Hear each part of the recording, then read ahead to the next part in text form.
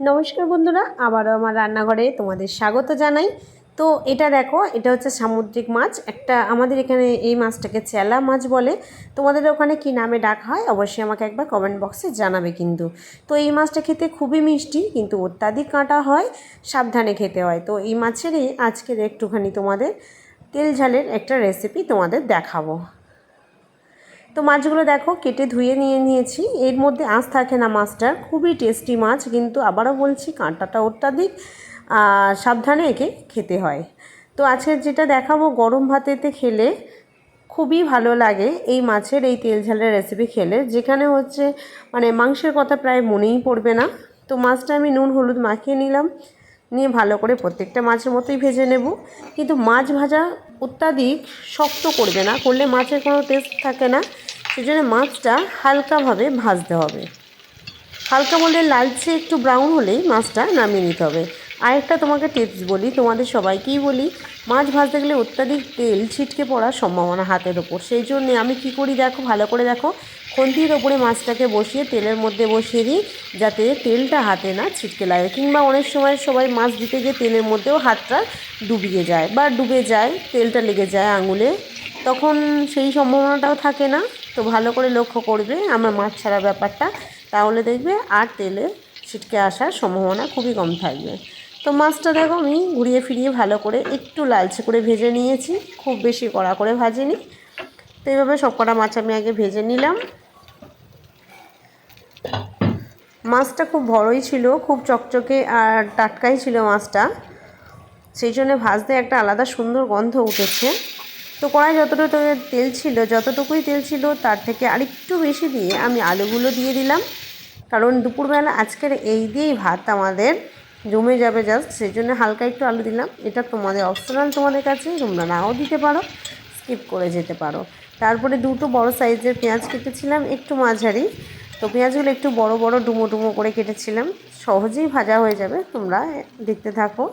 তো পেঁয়াজ আর আলুটা যখন ভাজা হয়ে গেল, আমি দুটো টমেটো কুচিয়ে রেখেছিলাম, টমেটোটাকে নেড়ে চেড়ে ভালো করে আমি ভেজে নিচ্ছি পেঁয়াজ আর আলুর সঙ্গে। এরপর দিয়ে দেবো পরিমাণ মতো একটু লবণ। আর লবণ দিয়ে দিলে ভাজার সময় সবার মাঝখানে মানে সবার মধ্যে একটা লবণের কাজ করে, তরকারিটা মানে গ্রেভি বানাতে আরও বেশি সুবিধা করে এই লবণটা। ভালো করে নেড়ে চেড়ে যখন এটা ভাজা হয়ে যাবে, হালকা একটু হলুদ গুঁড়ো দিয়ে দেবো, দিয়ে আবারও ভালো করে নাড়তে থাকবো। এরপর দিয়ে দেবো কিছুটা আদা রসুন বাটা, দিয়ে আবারও ভালো করে নেড়ে চেড়ে এটাকে কষিয়ে নেব। এখনও টমেটো বা পেঁয়াজ হালকা একটু গলতে বাকি, তাই এটাকে ভালো করে তেলের উপরে নাড়াচাড়া করব।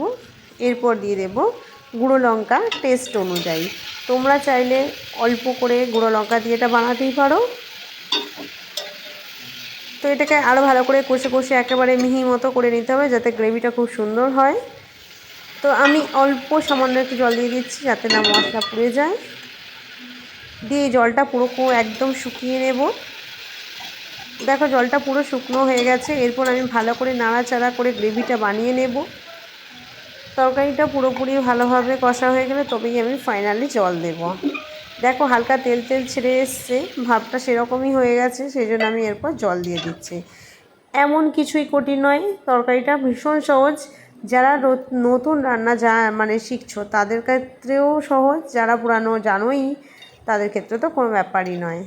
তো মাছটা দিয়ে এরপর আমি ধনেপাতা ছড়িয়ে দিচ্ছি। তো জলটা যে অনুযায়ী দিয়েছি, আমি ফিরে আসবো 10 মিনিট পর মিডিয়াম আঁচে দিয়ে। তো দেখো ফিরে এসেছি 10 মিনিট পর, একদম গায়ে গায়ে মাখা মাখা তরকারিটা হয়ে গেছে। আর কত সুন্দর দেখতে, রেড রেড, একদম রেস্টুরেন্টের মতো, বড় বড় রেস্টুরেন্টের মতো দেখতে হয়েছে, সুন্দর গন্ধও বেরাচ্ছে। তোমরা প্লিজ একবার বাড়িতে এই মাছটা নিয়ে এসে এইভাবে ট্রাই করে খেয়ে দেখে আমাকে বলো যে হ্যাঁ দিদিভাই, সত্যি তোমার কথাটা ঠিক ছিল। তো বন্ধুরা, এই ছিল আমার আজকের চেলা মাছের তেল ঝালের রেসিপি। তো কেমন লাগলো আজকের এই রেসিপি? পুরো খাসি মাংসের তরকারির মতো না? তো বন্ধুরা, এই ছিল আমার আজকের রান্নার রেসিপি। কেমন লাগলো আমার ভিডিও অবশ্যই তোমরা কমেন্ট বক্সে জানাবে। ভিডিও ভালো লাগলে প্লিজ একটা লাইক দিয়ে চ্যানেলটা সাবস্ক্রাইব করে আমার পাশে থেকো। আর আমার থেকে তোমরা কোনো রেসিপি দেখতে চাও অবশ্যই তোমরা কমেন্ট বক্সে জানাবে। তো চলো বন্ধুরা, টাটা, আবার দেখা হচ্ছে অন্য কোনো রেসিপি অন্য ভিডিওতে।